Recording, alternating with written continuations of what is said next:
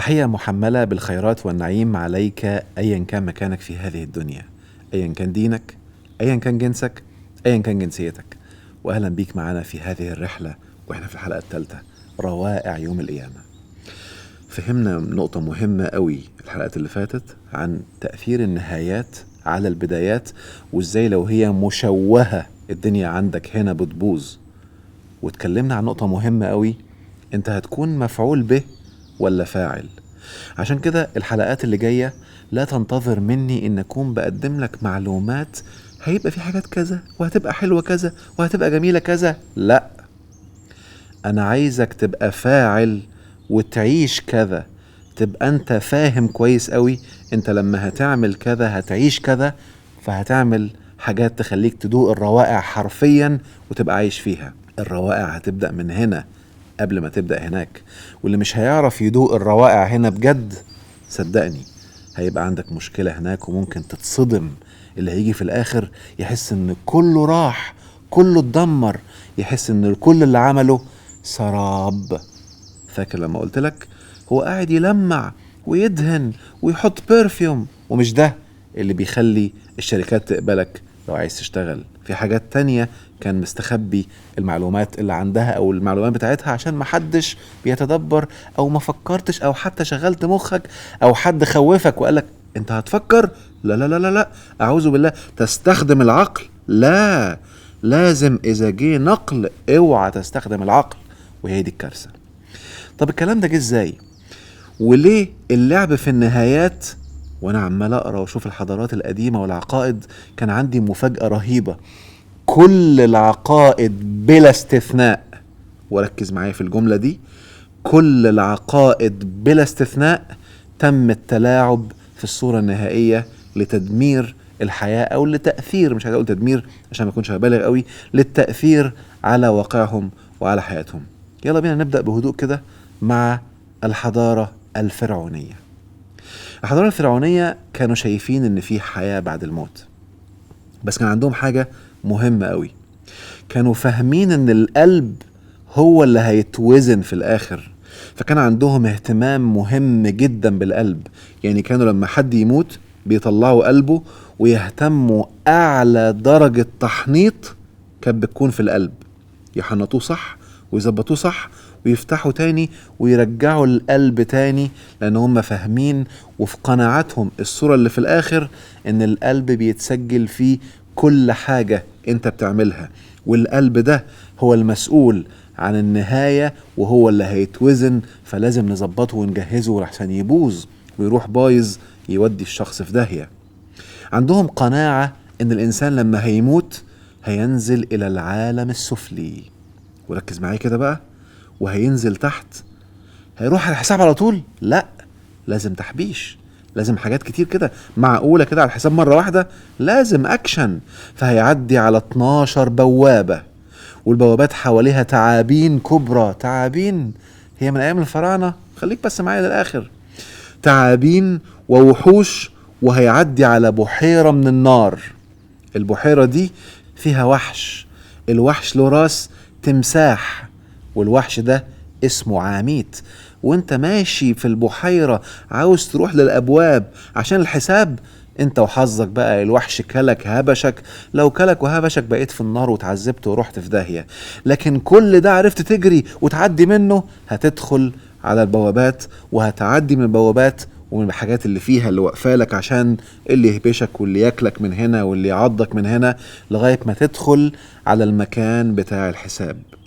تدخل بقى على مكان الحساب تلاقي 42 قاضي واقفين ومعاهم الريشة بتاعة الحق، بيسموها ريشة الإله معت. الريشة دي لو حط القلب بتاعك والقلب طلع أخف من الريشة يبقى أنت إنسان رائع. يا سلام لو قلبك خفيف وأخف من الريشة دي، هتدخل على الجنة حتف. لكن لو القلب طلع أتقل من الريشة، مش عايز اقولك بقى كمية الوحوش اللي هتطلع هتنهش فيك وهتاكلك وهتقطعك لغاية ما تنتهي وتروح في خبر. كانوا بيهتموا بحاجة خطيرة جدا، بيقولوا ان الانسان عنده حاجة اسمها الجسد الاجتماعي. خلي بالك، هو شايف في النهاية ان الجسد الاجتماعي مهم، شايف في النهاية ان اللقب بتاعك او العيلة بتاعتك تأثيرها مهم. عشان كده كل انسان في الاخر سينادى باسم عيلته وبالسلالة بتاعته او بالنسب بتاعه. فايه اللي حصل؟ كان عشان يحافظ على الجسد الاجتماعي كان مظبط علاقاته في الدنيا، كان لازم يكون رائع ويكون كيوت كده مع الجيران عشان يفضل يبني الجسد الاجتماعي، لانه يفرق معاه في الاخر. شوف، اهتم بالاخر، خد صورة في الاخر، عملت فعل في الحياة. عشان كده كانوا بيهتموا دايما بشواهد القبور، ولازم يحط الاسم. انتوا عارفين ان لما كانوا عايزين حد في الاخر يروح في داهية كانوا بيحطوا اسمه الاول وما يحطوش اسم العيلة، عشان يوصل هناك منبوذ محدش يبقى عارف اصله ايه ولا فصله ايه. كان عندهم حاجة اسمها الباء والكاء. الكاء كان عندهم قناعة انها هترجع تاني، الروح بتقعد تلف تلف تلف وهترجع عشان تدخل الجسم تاني وهتدخل من البق. فكانوا بيعملوا ايه؟ كانوا بيحنطوا الجثة ويفتحوا البق عشان لما الروح ترجع تنفع تدخل بمنتهى السهولة. فكانوا بيمهدوا لها طريق الرجوع بمنتهى السهولة. كان عندهم قناعة ان انت لو ما هيأتش القبر وظبطته وحطيت الحاجات اللي انت هتحتاجها، اول ما تصحى الروح هتيجي تضيع وهتهيم وهتفضل هائمة على وجهها، ثم ستتحول الى شبح. انت متخيل؟ شايف كم القناعات، شايف كم الصورة اللي في الاخر بيأثر ازاي على حياة الناس. دي كانت الحضارة الفرعونية. تعالوا كده ننتقل لمكان تاني، الى الحضارة السومرية. كان عندهم بعض القناعات، من ضمنها ان لازم الشخص اول ما ينزل القبر يحطوا له 7 جرار من البيرة. عارفين الجرة؟ جرة كده من البيرة و400 رغيف خبز. هما لما هيصحى ده اللي هيكون محتاجه اول ما يصحى. وبيحطوا له بقى عباية وحاجة كده ينام عليها وسادة كده جميلة عشان يرتاح وهو في المكان اللي هيروح بعد كده فيه للرحلة الآخرة او الصورة النهائية او المكان الأخير. كانوا بيدفنوه في الأرض لأن هم عندهم قناعة. أنا ليه بحطه في الأرض؟ عندهم قناعة أن الأرض هي البوابة بتاعة العالم السفلي، وبالتالي لازم احنا نحفر عشان ننزل درجة نقرب من هذه البوابة ونحط الشخص تحت، فاحنا كده سهلنا له الطريق إلى العالم السفلي. عندهم قناعة أن في نهر أول ما الشخص يموت وينزل نحطه بقى في القبر إلى العالم السفلي، هينزل هيعدي إلى نهر، والنهر ده فيه حد في مركب، والمركب ده له ملاح. الملاح عنده 4 رؤوس من الطير، والملاح ده هيفضل يجدف بيه وهو قاعد معاه وهياخده في هذا النهر. هيعدي، ركز برضو، مش هيروح على الحساب على طول، لازم شوية توابل. معقولة تركب في النهر كده وتمشي توصل للحساب مرة واحدة؟ لأ. يلا توقعت ايه اللي هيحصل؟ في النهر هيعدي على وحوش وهيعدي على حاجات تطلع وحاجات تبدأ تهاجمه لغاية لما يوصل بالقارب بسلام إلى مدينة الموتى.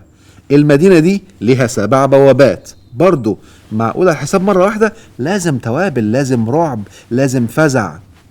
7 بوابات ضخمة. وهيحصل ايه هناك؟ ركز معايا كده كويس قوي.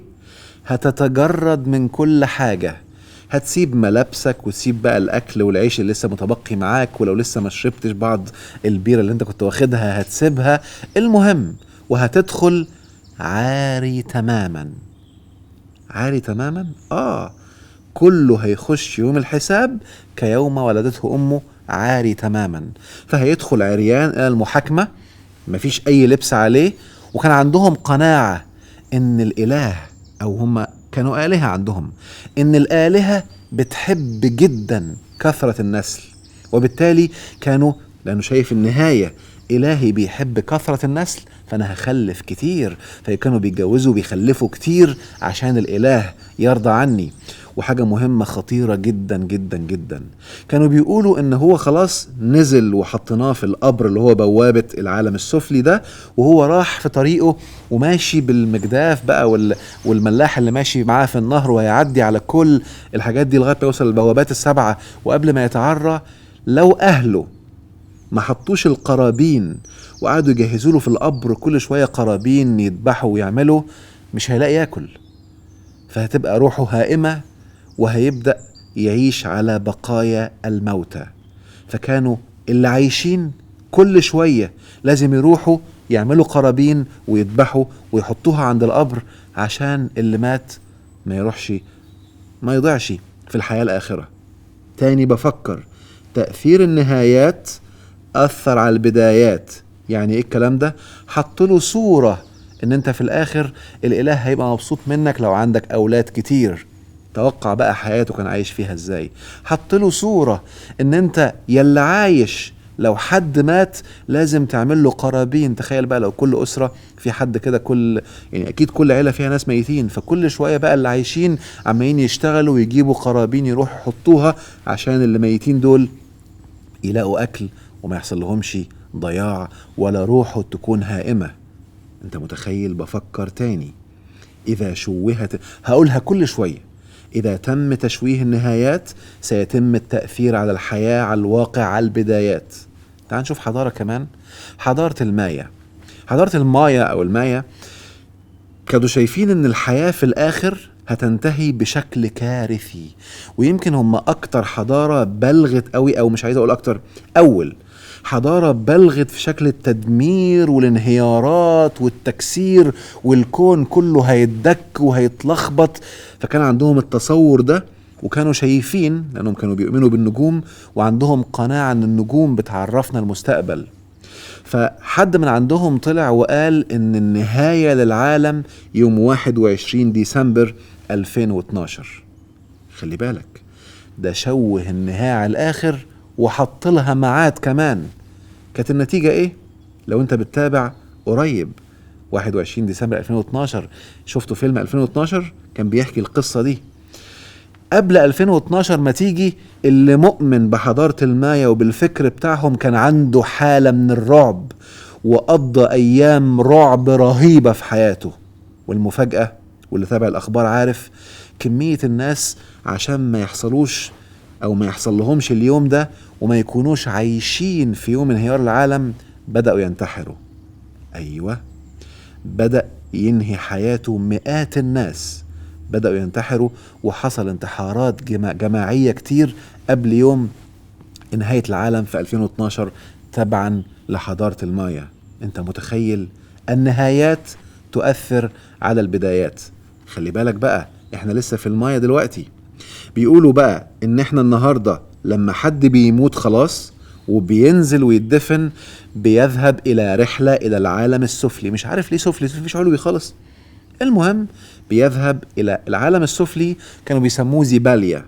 وخلي بالك بقى، برضه هيعدي على نهر، والنهر هيقابلك زي ما انت عارف حاجات هتطلع لك وتعابين وحاجات لازم معاناة وصعوبة قبل الحساب. بس في هنا حتة خطيرة قوي، ركز معايا فيها كده. بيقولوا ان اللي هيساعدك على عبور النهر الكلب المكسيكي الأقرع، اسمه شولويتس كوينتلي، ده الاسم بتاعه عندهم. يعني ايه؟ على فكرة الكلب المكسيكي الأقرع ده كلب حقيقي، ممكن تشوف صورته دلوقتي. ايوه، الكلب اللي قدامك ده هو الكلب المكسيكي الأقرع. أقرع اهو، معظم الكلاب عندها شعر، شايف هتلاقي حتى شوية شعر خفيف في راسه من فوق، لأنه أقرع. مش منطقي لأن الكلاب كلها فيها شعر في دماغها أو في جسمها، وبالتالي كانوا بيفكروا إن الكلب ده هو اللي هيجي في الآخر بعد الموت هياخدك عشان ينقذك من الأهوال اللي انت هتشوفها. ليه؟ لأن الكلب ده من سماته إنه كلب بيحب الود، بيحب يلعب وبيحمي قوي صاحبه ودايما بيكون في حمايته. فهم تصوروا، لأن الفصيلة ديت من أكبر الفصائل في الحماية وفي الإخلاص لصاحبها قوي، فهم تصوروا إن هذا الكلب المكسيكي الأقرع، أنا كده فهمت أقرع جت منين، هو اللي هيجي في الآخر علشان يحميك ويساعدك.